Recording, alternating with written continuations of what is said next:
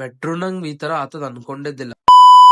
Hi guys, welcome back to my mini blog. ಇವತ್ತು ಬೆಂಗಳೂರಲ್ಲಿ ಇಳಿದು ನಮ್ ಗಾದಿ ಸಂಗಡ ಒಂದ್ ಸೆಲ್ಫಿ ತಕೊಂಡು ಬಸ್ ನಾಕೊಂಡ್ ನಮ್ಮ ಅಕ್ಕನ ಸಂಗ ಅಕ್ಕಂಬಲ್ ಹೊಂಟಿದ್ದೆ.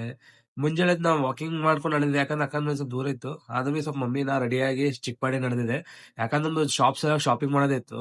ಚಿಕ್ಕಪೇಟ್ ಮೆಟ್ರೋ ಸ್ವಲ್ಪ ಯಾಕೋ ಫುಲ್ ರಶ್ ಇತ್ತು ಇವತ್ತು. ಫುಲ್ ಫುಲ್ ಫುಲ್ ರಶ್ ಇತ್ತು.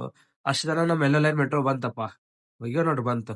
ಆಮೇಲೆ ಸ್ವಲ್ಪ ಚಿಕ್ಕಪೇಟೆ ಹೇಳ್ಕೊಂಡು ಚಿಕ್ಕಪೇಟೆಲ್ಲಿ ನೋಡ್ತೀನಿ ಫುಲ್ ಫುಲ್ ಖಾಲಿ ಇದೆ. ಯಾಕೋ ಚಿಕ್ಪೇಟ್ ಫಸ್ಟ್ ಟೈಮ್ ಇಷ್ಟೆಲ್ಲ ಖಾಲಿ ಇದೆ, ಯಾಕೋ ಇವತ್ತು ಫುಲ್ ಖಾಲಿ ಖಾಲಿ ಇದೆ. ಆಮೇಲೆ ನಮ್ ಶಾಪಿಂಗ್ ಬಂದು ಶಾಪಿಂಗ್ ಮಾಡಕತ್ತಿದೆ ಬೇರೆ ಶಾಪ್ ಅಲ್ಲಿ.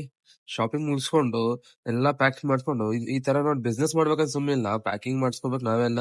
ಆಮೇಲೆ ಮೆಟ್ರೋದಲ್ಲಿ ನಿಂತ್ ನೋಡ್ತೀನಿ ಫುಲ್ ರಶ್ ಇದೆ, ಬಿಡಲ್ಲ ಆಗಲ್ಲ.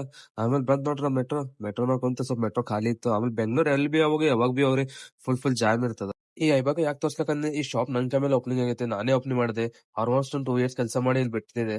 ಏನೇನ್ ತಗೊಂಡ್ರೆ ನಾವು ನೋಡ್ಬೇಕಂದ್ರೆ ನಮ್ ಪೇಜಿಗೆ ಫಾಲೋ ಮಾಡ್ಕೊಂಡು ಕಮೆಂಟ್ ಮಾಡಿ.